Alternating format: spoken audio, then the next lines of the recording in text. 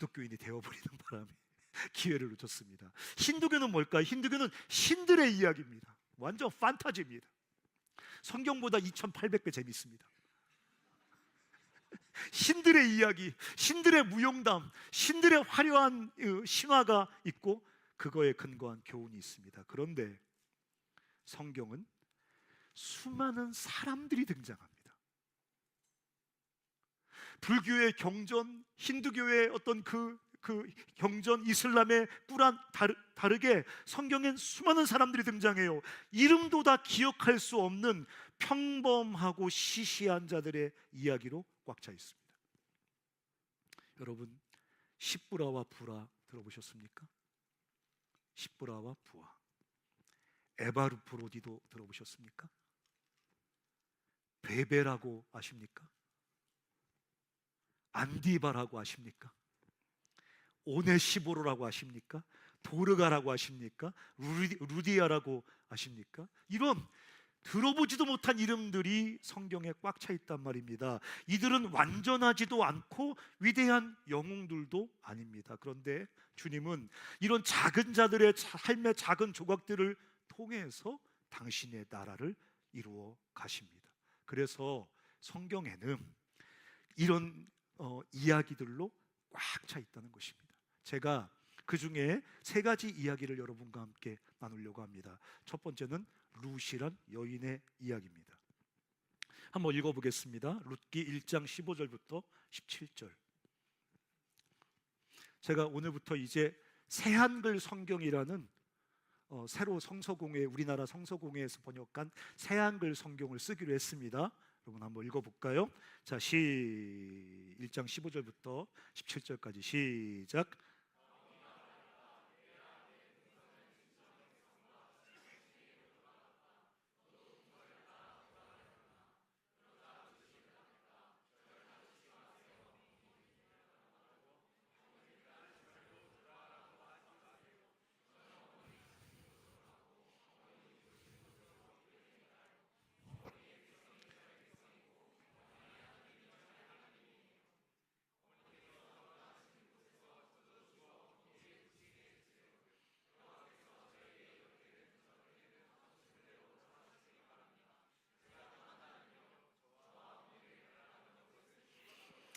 네, 룻이란 여인은 모압 이방 여인입니다. 이스라엘 백성들에게 지금은 그러면 안 되겠지만 이스라엘 백성들에게 이방 사람은 2등 시민입니다.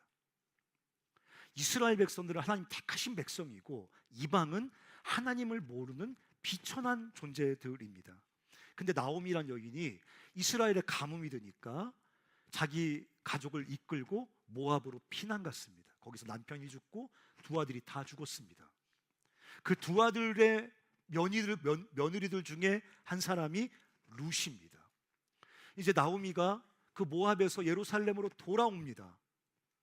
근데 이 여인들을 데리고 돌아오면 예루살렘에서 이방인이라고 핍박받고 또 그들의 삶에 어려움이 예상되니까 너 여기 네 고향에 있어라. 고향에서 새로 결혼해서 네 삶을 살으라고 권면하는데 룻이 오늘 한 말이 15절부터 17절까지입니다. 어머니를 떠나지 않겠습니다. 하나님을 떠나지 않겠습니다. 어머니를 따라서 하나님을 섬기기 위해서 낯선 땅 예루살렘으로 한 걸음 내딛는 장면, 그것이 여러분 읽었던 룻기 1장 15절부터 17절까지입니다.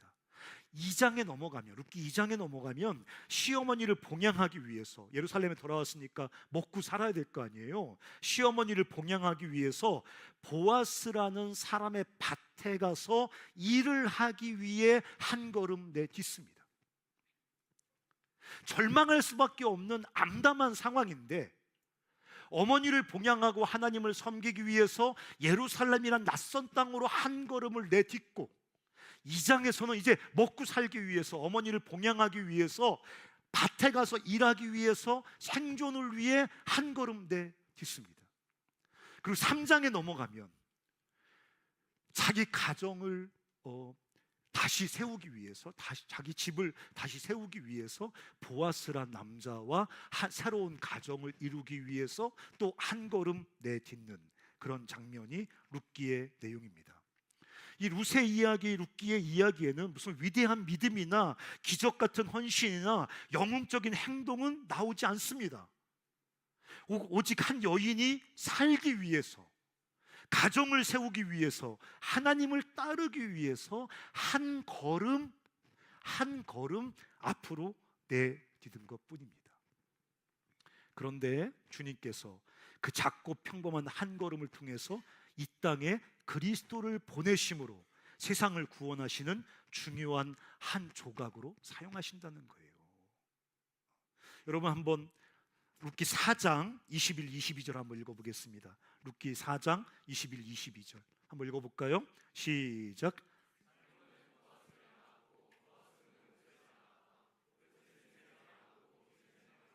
네, 보아스가 룻과 결혼해서 낳은 자식이 오벳입니다. 오벳이 이새를 낳았고, 이새가 다윗을 낳았고, 다윗을 통해서 이 땅에 하나님의 구원하시는 그리스도가 이 땅에 오셨습니다.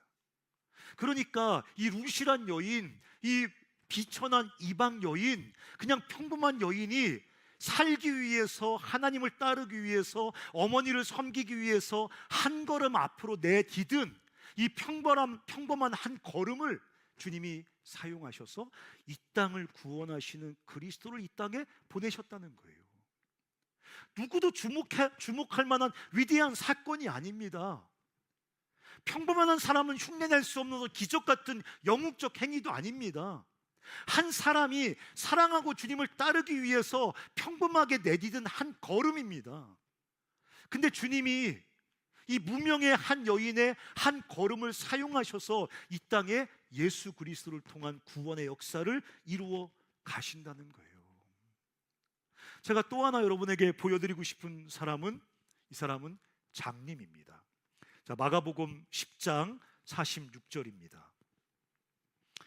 이 사람은 날 때부터 장님이었는지 모르겠지만 소경입니다. 눈이 보이지 않습니다. 지금도 눈이 보이지 않는 분이 사는 게 쉽지 않겠지만 그 당시 유대인들에게 장애는 하나님의 저주였기 때문에, 눈이 보이지 않는 장애는 하나님의 저주라고 생각했기 때문에 눈이 보이지 않는 바디메오라는 이 소경이 살 수 있는 방법은 딱 한 가지입니다. 그것은 구걸입니다. 동량을 받아서 사는 겁니다. 그래서 이 바디메오라는 사람은 여리고라는, 예루살렘으로 가려면 반드시 통과해야 되는 여리고란 도시의 거지로 그렇게 살아갔습니다. 그렇게 평생을 어둠과 절망, 조롱과 상처 속에 살아왔습니다. 어쩌면 너무 오랜 시간 그렇게 살아왔기 때문에 이제 그런 삶이 당연하고 익숙해졌습니다. 그냥 소경으로 적선을 구하면서 그냥 절망과 사람들의 조롱 속에 살아가는 게 너무 삶에 익숙해졌습니다. 그런데 그에게 어떤 소리가 들려옵니다. 나사렛 예수라는 말이 들려옵니다. 나사렛 예수가 지나가고 있다는 그 소리가 들려옵니다. 그때 이 바디메오가 벌떡 일어섭니다. 주님의 이름을 부르면서 그 자리에서 벌떡 일어납니다. 이 이야기도 설교 시간에 많이 들었고 무슨 위대한 사건처럼 우리가 여길 수 있겠지만 사실 이 바디메오의 사건에도 위대한 헌신이나 기적 같은 믿음은 없습니다. 아마 바디메오가 오가는 사람들을 통해서 예수의 소문을 들었을 겁니다. 예수란 사람이 나사렛에서 출신 예수란 사람이 있는데 그분이 가는 곳마다 병자들을 치료해 주더래, 소경의 눈을 뜨게 하더래, 나면서부터 장애였던 사람을 일어나게 해줬대. 이런 소문을 아마 구걸하면서 오가는 사람들을 통해 풍문으로 들었을 것입니다. 근데 그분이 자기 앞에 지나간다고 하니까, 어디에선가 기적같이 어떤 사람들의 병을 치료해 주셨다는 그 예수가 자기 앞에 지나간다고 하니까 그 예수를 향해 소리를 지르면서 벌떡 일어선 것입니다. 지독한 고통 속에 간절히 구원을 갈망하는 한 사람, 한 번이라도 눈을 뜨고 세상을 보고 싶었던 한 사람이 주님을 향해 일어선 것입니다. 어떤 분은 그렇게 말하고 싶을지 모르겠어요. 그냥 그 성경에 나오는 특정한 시대에 특정한 사람에게 있었던 특정한 사건 아닙니까? 그렇지만 이 사람은, 이 바디메오는 다른 삶을 상상할 수 없을 만큼 익숙해져 버린 절망 속에서 신음하고 있는 모든 사람들을 대표하는 겁니다. 그리고 주님은 바디메오를 통해서 우리에게 말씀하고 계신 겁니다. 너도 그 자리에서 일어나라. 너도 그 자리에서 일어나라. 이 일어나라는 말이 헬라어겠죠, 당연히. 그렇죠, 그리스어겠죠. 근데 신약 성경에 여기에 딱 한 번 쓰여진 거예요. 일어나라는 말이 헬라어로 다른 단어들이 많이 있습니다. 근데 마가가 여기서만 독특한 단어를 썼어요. 이 단어는 그냥 일어서는 게 아니라 위에서 누르는 중력을 이기고 튕겨져 오르는 걸 말하는 거예요. 뭐를 말해주고 싶은 걸까요, 마가가? 이 바디메오를 통해서 바디메오가 그 오랫동안 소경으로, 거지로, 그 절망과 사람들의 손가락질 속에서 살아가면서 어쩌면 그 삶이 너무 당연하게 여겨지고 익숙하게 여겨지고 그 절망이 편안하게 여겨지고 그 절망 속에 주저앉아 살아가는 게 어쩌면 그냥 자연스러운 삶처럼 여겨지는데, 그 절망의 중력을 이기고 이 바디메오가 그 자리에서 주님을 향해 일어났다는 것을 이 마가가 강조해서 말하고 있는 거예요. 그리고 그의 일어섬이 성경에 이렇게 기록되고 약속의 말씀이 되어서 우리에게 들려지는 것처럼, 지금 우리가 바디메오의 이야기를 듣고 있잖아요. 그렇죠? 바디메오의 이야기를 왜 성경에 기록해 놨을까요? 여러분, 소경이 눈을 뜬 것은 이 사건만 있는 건 아닐 거예요. 근데 하나님께서 바디메오의 이야기를 왜 성경에 적어 놓으신 걸까요? 하나님께서 이 이야기를 통해서 우리가 뭐를 말씀하고 싶은 걸까요? 우리 작은 자들의 일어남은 주님의 나라를 이루는 존귀한 조각이 될 거라고 말씀하고 있는 거예요. 그냥 바디메오에게 일어났던 일로 끝날 수 있어요. 근데 주님이 그 이야기를 성경에 기록해 놨어요. 오늘도 절망이라는 중력 속에 그냥 익숙해져서 주저앉아 있는 우리들에게 바디메오를 통해서 일어나라고 말씀하시는 거고, 또 그 바디메오의 이야기를 성경에 기록함으로 평범한 한 사람, 평생 장인으로 살았던 한 사람의 일어남이 하나님 나라를 이루는 굉장히 중요한 한 조각이라는 것을 우리에게 말해주고 싶은 거예요. 그냥 역사 순서대로 그냥 기록한 게 아니란 말이에요. 성경은 수많은 기적들이 있었지만 바디메오의 이야기를 여기다 써놓으셨단 말이에요. 바디메오가 이 이후에 다신 등장하지 않습니다. 뭐예요? 한 사람의 일어남이, 그 절망의 중력을 딛고 한 사람이 일어난 이 사건을 통해서 주님께서 이런 작은 자들의 일어나는 사건을 통해서 하나님의 나라를 이루어 간다고 우리에게 말씀해 주고 싶은 거예요. 제가 마지막으로 여러분에게 소개하고 싶은 사람은 예수 그리스도의 십자가 사건이 있었을 때, 예수님 돌아가실 때 한쪽 편에 함께 달려 죽은 사형수 이야기입니다. 여러분 아시겠지만 왼편인지 오른편인지는 성경에 나오지 않습니다. 근데 어쨌든 한편에 있는 강도가 구원을 받았습니다. 평생 죄 가운데 살다가 십자가 형벌을 받아 죽어가는 사람이에요. 끊임없이 몰려오는 지독한 고통이 있습니다. 십자가형이라는 게. 십자가형은 사람을 가장 고통스럽게 하기 위해서 고안한 형틀이란 말이에요.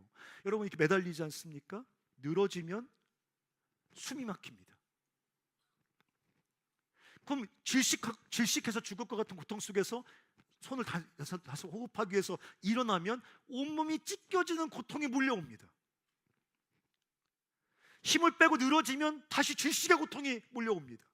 끌어당기면 손발이 찢어지는 고통이 몰려옵니다. 난스톱으로 끊임없이 고통을 주기 위해서 고안한 게 십자가형이란 말이에요. 끊임없이 고통이 몰려옵니다. 어쩌면 죽음을 앞두고 인생을 더러운 죄로 채웠다는 고통스러운 후회가 이 사람 마음속에 밀려왔을 겁니다. 수많은 사람들이 조롱하지 않았겠습니까? 팬티를 입고 죽는 게 아닙니다. 완전히 벗겨져서 비천하게 마치 쓰레기가 나무에 매달려 있는 것처럼 그렇게 수많은 사람들이 조롱하고 침뱉고 손가락질하는 그 앞에서 얼마나 수치감 속에 떨었겠습니까? 무엇보다 다시는 삶의 기회가 없다는 절망. 다시는 나에게 삶의 기회가 없다는 절망, 이런 고통과 절망과 수치심이 막 몰려올 때, 그런 삶의 마지막 순간에 그가 고개를 돌려서 예수를 바라봅니다. 그것밖에 할 수 없어요. 고개를 돌려서 예수님을 바라보는 것밖에 아무것도 할 수 없어요. 룻처럼 한 걸음 앞으로 내디딜 수도 없어요. 바디메오처럼 일어나는 것조차도 불가능해요. 그가 할 수 있는 것은 고개를 돌려 내 옆에 죽어가는 예수를 바라보는 것밖에 할 수 있는 것은 아무것도 없습니다. 예수를 바라보면서 그런 마음으로 주님께 말씀했을 거예요. 예수님, 나를 용서하시고 나를 받아주십시오.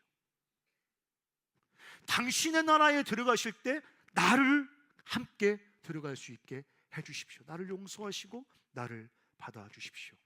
아마 살인강도하고 돌아다니면서 예수님에 대한 이야기를 들었을 겁니다. 그때는 코웃음치고 비웃었겠지만 예수님에 대한 이야기, 예수님의 사랑의 이야기, 예수님의 구원의 이야기, 예수님 만나면 사람이 새로워진다더라, 세리도 새로워지고 창녀도 새로워지고 죄인들의 친구가 되어 그들을 구원해 준다더라, 이런 얘기를 들었을 것입니다. 아니면 십자가에서 죽어가는 예수님을 바라보면서 그분이 정말 하나님의 아들이라는 것을 깨달았는지도 모르겠습니다. 일어날 수도 없고 한 걸음 앞으로 나갈 수도 없지만 거기서 그가 주님을 향해 고개를 돌립니다. 마음을 다해서 주님께 돌아서고 있는 것입니다. 그는 십자가 위에서 죽었습니다. 그렇게 삶이 끝났습니다. 그러나 그는 이 땅에서 죄 가운데 죽음을 살다가 주님께 돌이킨 모든 사람들을 대표합니다. 그리고 그를 통해 주님은 지독한 죄에서 신음하다가 주님께 고개를 돌리는 사람들을 만나주고 계신 겁니다. 이 한 사람의 이야기가 성경에 적힘으로 평생 죄 가운데 허덕이다가 마지막 순간에 어떤 소망도 없는 상황 속에서 하나님을 향해 고개를 돌리는 사람들을 주님이 만나주고 계신 겁니다. 그리고 그들에게 선언하고 있는 겁니다. 나는 너를 용서한다는 거예요.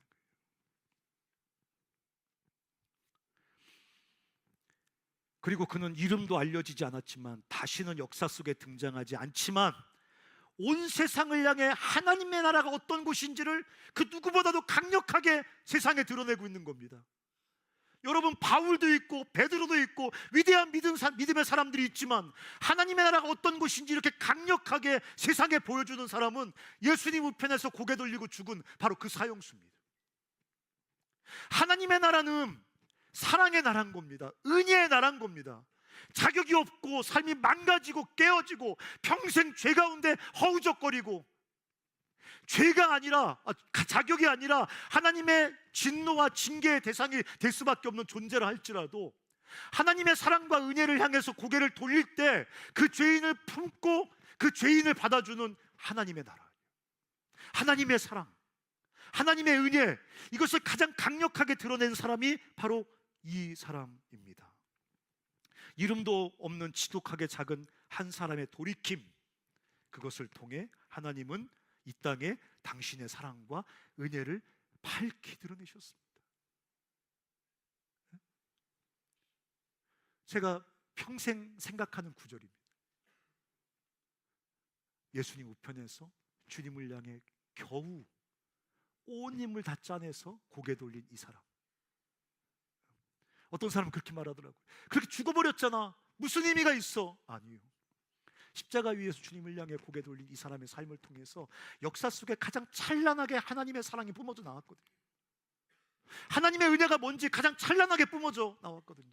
하나님 이런 식인 거죠. 루시란 한 이방 여인의 작은 한 걸음을 사용해서 이 땅에 그리스도를 보내십니다. 바디메오라는 그 비천한 소경 거지의 일어섬을 통해서 이 땅에 하나님의 구원의 은총에 대해서 밝히 선포하시고 드러내십니다. 십자가 위에서 고개 돌려 주님의 사랑을 고백하고 죽은 한 사형수의 삶을 통해서, 이건 한 조각도 아니죠. 한 그 먼지 하나 같은 이런 작은 자의 삶을 통해서 하나님은 하나님의 나라가 어떤 것인지 우리에게 밝히 드러낸다. 하나님의 나라는 이런 것입니다. 하나님의 역사는 바로 이런 것입니다. 하나님의 나라를 이루어가는 과정 속에서 이렇게 작은 자들, 그들의 작은 행동들이 꽉 차 있습니다. 여러분, 왜 아멘을 아무도 안 하시죠? 이들은 큰 자라 아멘 안 하는 건가? 요한계시록에 보면 여록 7장 이런 데 보면 어떤 단어들이 나오냐면 셀 수 없이 많은 사람들이 예수님을 찬양합니다. 구원하심이 보좌에 계신 우리 어린이 함께 있도다, 이런 찬양을 셀 수 없는 사람들이 함께 모여서 큰 소리로 찬양을 하거든요. 허다한 무리가 주님께 구원의 노래를 부르거든요. 여러분, 이 허다한 무리, 셀 수 없는 많은 사람들은 그저 구원받은 많은 사람들이 아닙니다. 그저 구원받은 큰 숫자가 아닙니다. 그 작은 자들, 그들의 삶의 이야기가 있어요. 그 수많은 숫자 안에 한 사람이지만 그들이 살아간 그들의 삶의 이야기가 다 있습니다. 성경은 허다한 무리라고 기록해놨지만 주님은 그 한 사람 한 사람의 이야기를 다 아십니다. 그들이 어떻게 살아왔는지, 어떻게 한 걸음을 앞으로 내딛고, 어떻게 일어났고, 어떻게 주님을 향해 고개를 돌렸는지.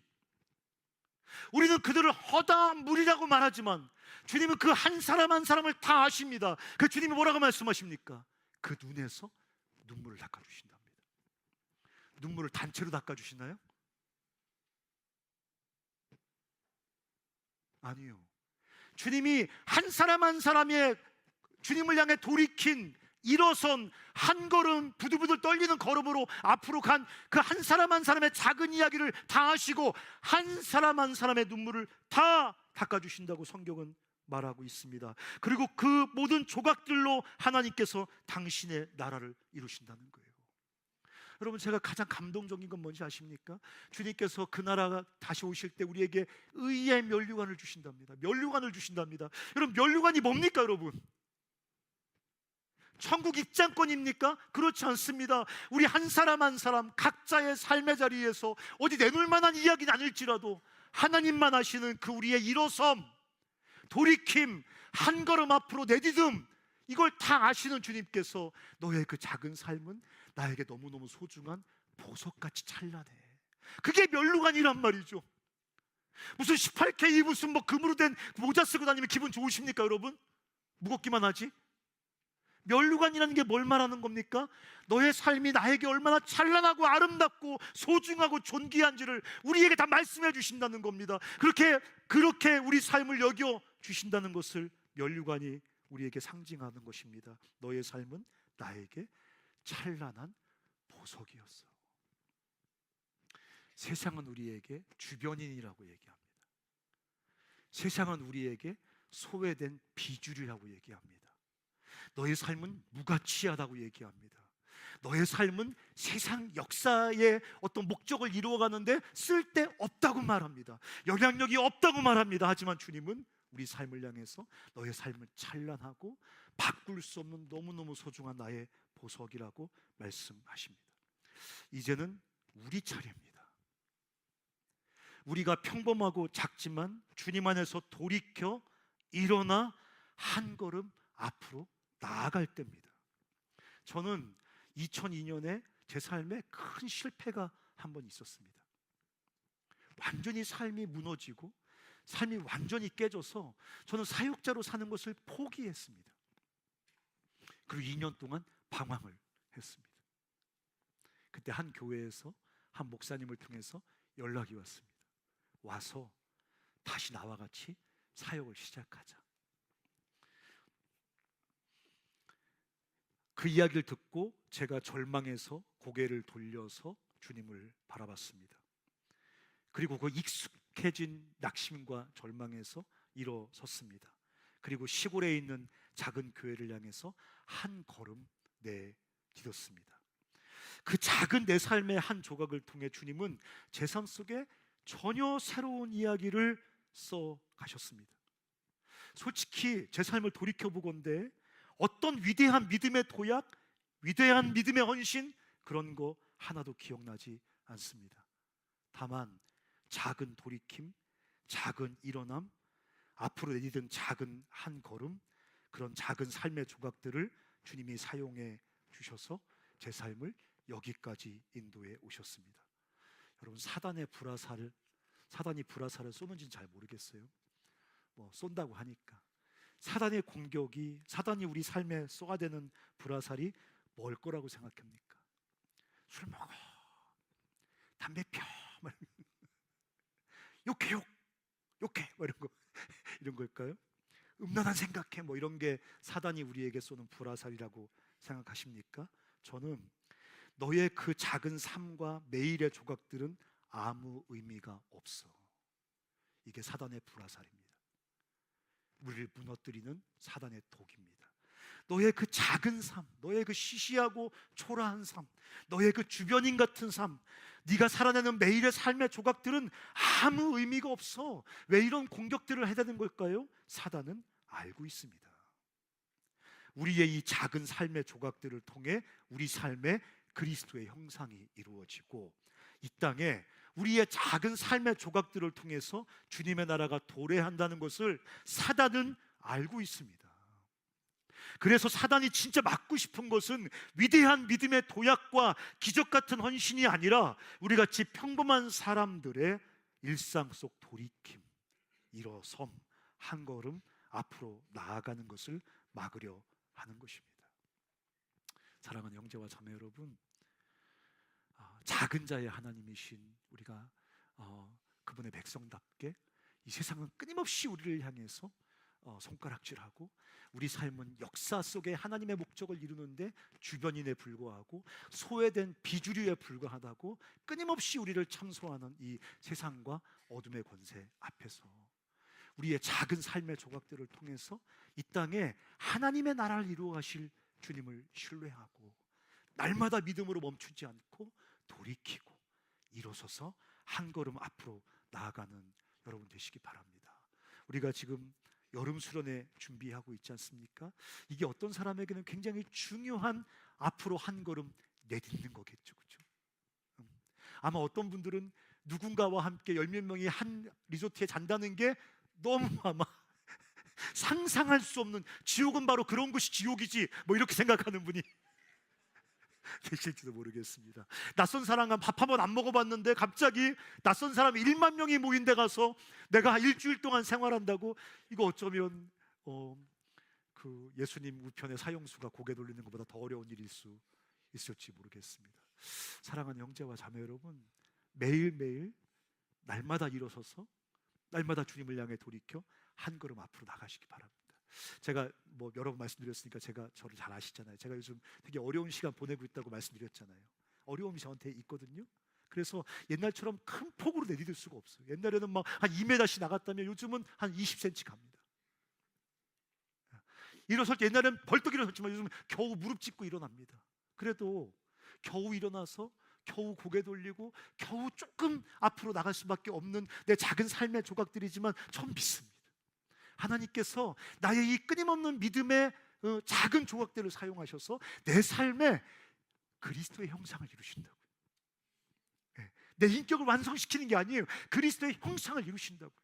그런 우리 삶의 작은 조각들이 모여서 주님께서 이 땅에 주님의 나라를 이루신다고 말씀하시니까, 사랑하는 형제와 자매 여러분, 어둠의 권세에 거짓말에 속지 말고 날마다 일어나서 이 믿음의 작은 전진을 끊임없이 주님 앞에 올려드리면서 주님께서 우리의 삶을 통해서 이 땅에 복된 하나님의 나라 이야기 쓰시도록 그분과 동행하는 여러분 되시기를 주의 이름으로 축원합니다.